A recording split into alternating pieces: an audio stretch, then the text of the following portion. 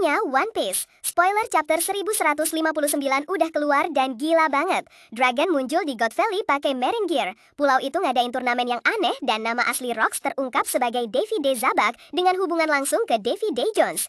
Chapter ini judulnya Island of Fate dan ceritanya dimulai dengan dunia yang heboh karena Shaki dicurik di Hachinosu, bikin God Valley jadi sorotan para bajak laut, bangsawan dan semua orang. Kita mundur 38 tahun dan Saint Vigarland Garling balik ke God Valley bukan buat ngomong tapi buat ngambil, ngincer Ibu Shanks dan Shamrock biar dia bisa nyeret anak-anak mereka ke tanah suci kayak properti. Di tengah kekacauan itu, seorang wanita berambut merah tumbang dan jatuh di depan Dragon, mohon dia buat nyelamatin anak-anaknya, momen yang jelas-jelas bikin dia milih jalan yang suatu hari nanti bakal misahin dia dari Marine. Sementara itu, Kuma, Ginny, dan Ivankov dikirim sebagai budak ke pulau yang sama, nunjukin kalau kejadian ini adalah jalur yang dirancang buat ngancurin orang dan ngejual penderitaan. Morgan muda mulai nyebarin situasi dari balik bayangan, ngedorong berita God Valley ke pulau bajak laut sebelum para bangsawan bisa nutupin sepenuhnya. Dalam perjalanan ke pulau itu, Rocks ketemu Harold, mereka bentrok, dan Harold sengaja ngalah di kompetisi biar Rocks bisa terus maju. Ini nunjukin betapa pentingnya konfrontasi ini. Rocks ngejelasin kenapa dia kesana, dia ngirim Teach dan ibunya pulang biar aman,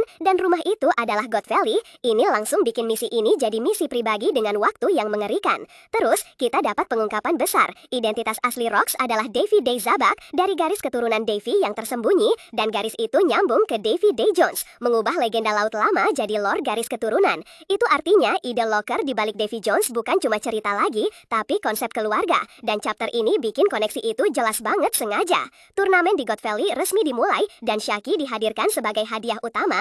Ini jelas magnet buat narik orang-orang terburuk dan terkuat ke arena yang sama. Di bawah, Teach muda dirantai di sebelah ibunya, di antara para tawanan, dan gambaran itu nunjukin semua yang kita tahu tentang betapa hancur dan terdorongnya dia nanti. Para bangsawan bertaruh kayak olahraga, Marine berusaha kelihatan tertib di tengah kekacauan yang gak bisa mereka kendalikan. Dan bajak laut ngincer keuntungan, sementara Garling terus nyebutnya ketertiban sambil pakai orang beneran buat naikin statusnya.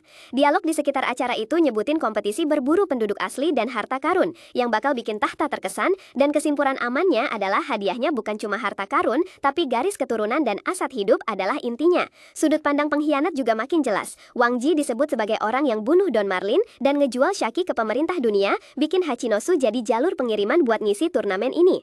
Kalian juga bisa ngerti kenapa orang bilang Dragon bakal bertindak di sini, karena kehadirannya di tengah kekejaman tingkat ini jelas-jelas jadi awal perpecahan nyata antara nilai-nilainya dan kebijakan Marine. Yuk bahas koneksi Davy dan Teach, karena disinilah teori berhenti jadi headcanon dan mulai nyambung sama apa yang ada di halaman. Davy Jones adalah leluhur, tubuh Teach yang beda, berhenti jadi meme, dan mulai kedengaran kayak desain. Jolly Roger 3 tengkorak itu kelihatan bukan cuma branding, tapi lebih kayak diagram. 3 ruangan, banyak roda, dan tubuh yang bisa nampung apa yang dia curi. Ini cocok banget sama insomnia dan kebiasaan ngumpulin buah iblisnya. Itu nyambung banget sama petunjuk sebelumnya tentang tubuh spesialnya dan buah iblis kegelapan yang kayak Locker, yang narik dan nyimpan. Ini cocok sama garis keturunan Davy dengan cara yang susah diabaikan. Rocks ketemu Harold dan diizinkan lewat, nunjukin kalau seluruh situasi ini sengaja dirancang buat meledak. Kalau prajurit kayak Harold minggir, itu karena menghentikannya cuma bakal nyembunyiin kebenaran, bukan memperbaiki apa-apa.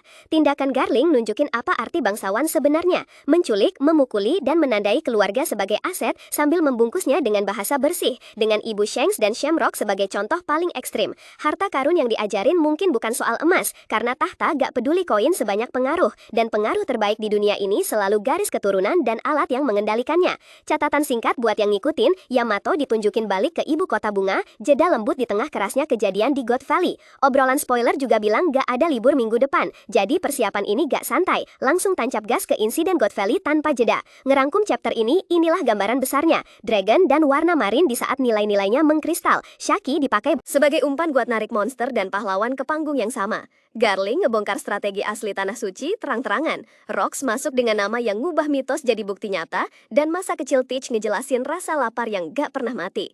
Pengungkapan garis keturunan Davy mungkin jadi bagian lore paling penting di sini, karena ini nyambungin legenda laut tertua ke inisial D, dan ke zaman sekarang lewat Zabak dan Teach dalam satu gerakan mulus. Turnamen ini pada dasarnya adalah pengakuan negara yang disamarkan sebagai olahraga, dan dengan Morgan yang udah nyebarin ini ke dunia, upaya penutupan udah kalah langkah bahkan sebelum kompetisi dimulai sepenuhnya. Kalau kita nebak langkah selanjutnya, perkirakan Dragon bakal bertindak, Rocks bakal bikin kekacauan, dan petunjuk harta karun bakal nunjuk ke target hidup atau alat yang memanipulasi garis keturunan. Karena itulah yang dituju setiap dialog. Intinya, Island of Fate lagi nyiapin insiden God Valley dengan perpecahan nyata pertama Dragon, Shaki sebagai pemicu, Garling sebagai wajah konflik bangsawan yang tanpa topeng, Rock sebagai jembatan dari mitos ke kenyataan, dan Teach sebagai Vault yang bakal penting saat semua